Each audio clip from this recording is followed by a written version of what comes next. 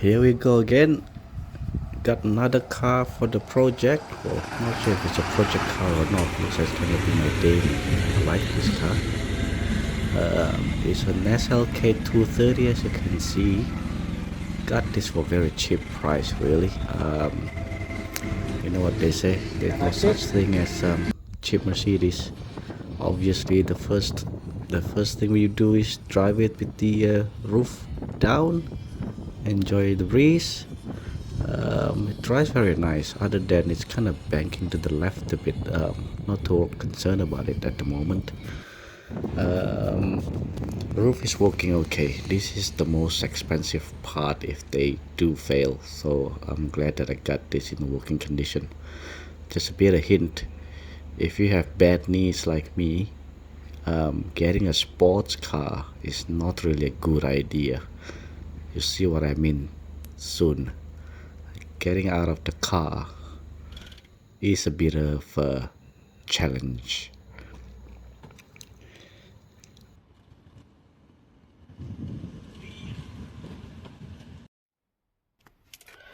Hi guys, welcome to my new project. So I got this SLK230 compressor. The first problem I have is aircon issue. It looks like this. So not that you guys can feel what I'm feeling, but I'm just gonna show you what I mean quick. So obviously turn the engine on and I put the aircon on. Don't know if it matters to you guys or not. I just figured this out. Never had an SLK in my life before, so when I press this button and when that light is on, that means the compressor, the aircon compressor, is shut. I think this is what it's doing to say you're in economical mode, to save fuel. So when that's off, you're back to business. Your aircon is running, and therefore you spend a bit more fuel on it. I'm just making this up, but that kind of makes sense. Anyway, that's not my problem. My problem is what happened is my aircon, this side is blowing cold air and this side is blowing hot air. It doesn't matter what I do with this dial, is stuck in heater mode. And this, I did say cold air, but it's not that cold at all. It is basically ambient temperature from the outside. Same thing, whatever I do with this up and down, it doesn't do anything. So at first I thought it's the actuator for the blend door underneath the dash here, and I was trying to mentally prepare to remove all of this dashboard, and turns out it's not that simple. It's not hard work, but it's not simple as well. Also, because both are doing similar thing, in my head I was thinking it kind of doesn't make sense that I have both actuator broken at the same time. You know what I mean? It's the coincidence. It's just too high. So I thought there must be something else. So I'll just turn off my engine quick because it's a bit noisy outside. Sorry guys. So there you go. So after looking around, I found out that this car has this thing called dual valve right here. What it does is that it's moving coolant from the engine from here to there, and those dial that we saw before is transferring heat, coolant to each side. So I have a feeling something is wrong in here, so I'm gonna check it out and see if you can fix it. I did look up in the internet on how much this thing costs.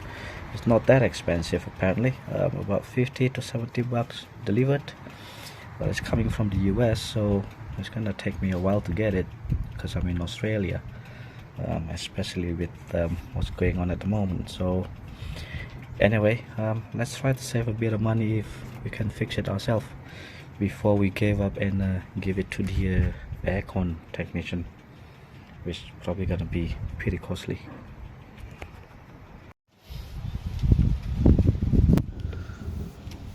So what I'm trying to do now is well, obviously disconnect the connector. I missed taking the video to remove those 5 bolts that's holding the valve there. They are torque screw from memory, small one, can't remember the size, but it's not that difficult to match them up. You do need to tinker it a bit to remove the valve cover, I suppose, away from the gasket. I was trying to remove it bit by bit, but I decided to just take it off because I'm not sure what's inside. So thankfully it's all intact like so. When I bought the car, I knew that the aircon is not working, so that's why I got the car really cheap. In Australia, it's not as cheap as the UK and all those stuff. Cost me about maybe 6 grand to get this car, and people are still selling a bit nearly double that price. So in my head, when I bought the car, I was mentally prepared to spend a bit of money with the mechanic out there to fix the aircon, because the last time I fixed my aircon on my other car, it cost me nearly $1,000, $700 just for labor. That's ridiculous. So I'm trying my best to fix this myself. I've been looking up on YouTube and all those stuff. Most people say that this is the problem, and they're right. Look at that first open of this part. I'm actually very happy to see that, because the theory is right, because if this is not the case, then I'll be chasing something else. So first thing we do is obviously clean the whole thing up. Use whatever you want to use, I suppose. Now it's quickly clean. You can see that the springs is engaging as it should, open and close. I use a lot of WD-40 brake cleaner, I don't know, whatever you can think of really, and I'm gonna clean that piece as well. It literally like your tap at home, I suppose, just electronically controlled.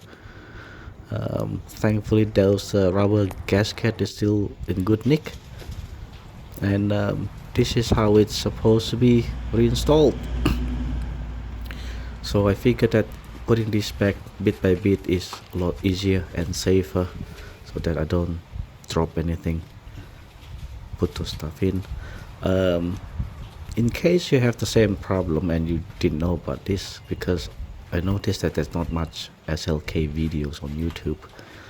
All of this part you can buy from eBay or Amazon, all those stuff, as a rebuild kit. So at the moment I'm just cleaning the same part, but apparently you can find these parts online and rebuild them or refresh them rather than buying the whole kit. So yeah, it's a good option. I didn't want to do that because I really need the aircon really quick. Summer in Australia is not great. So there you go, put those parts back one by one. I do want to show you guys, I'll zoom in then make it slow, though there's a bit of wiring there. I don't know if you can see on top of those solenoid. They are very thin. Good thing I didn't try to remove them because I didn't know what's in it, but just be careful if you do that. If you snap that, then you do need a new part. So in my case, I was lucky. I didn't try to remove or detach those electronic pin from the solenoid. I put those stuff in back as it should, and obviously put all the screws in back as you can see.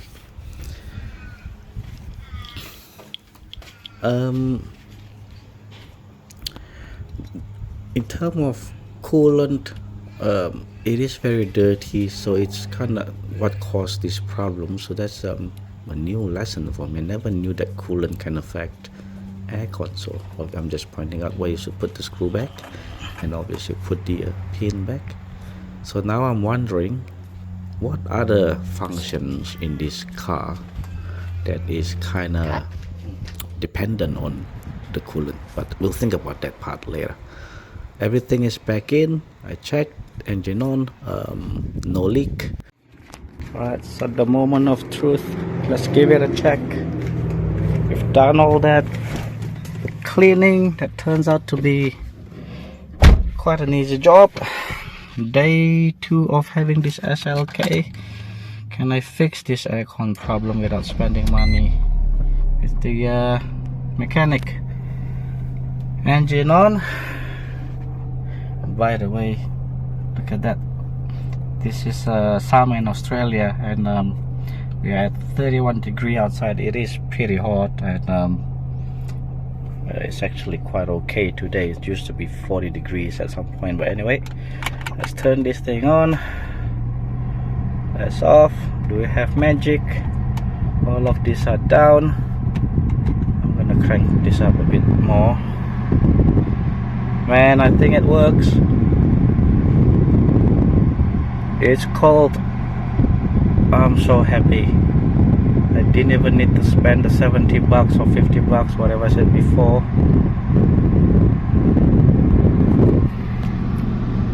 This is ice cold, man. Woohoo! Very happy. Problem 1 solved. I hope that's the only problem I can find on this car. So far so good. It's 168,000 kilometers on the clock. I got nothing that needs to be concerned on dash wise. There you have it. If you have the same problem, give that a go before you spend money in the mechanic. If I can do it, all of you can do it. Good luck, guys. See you next time.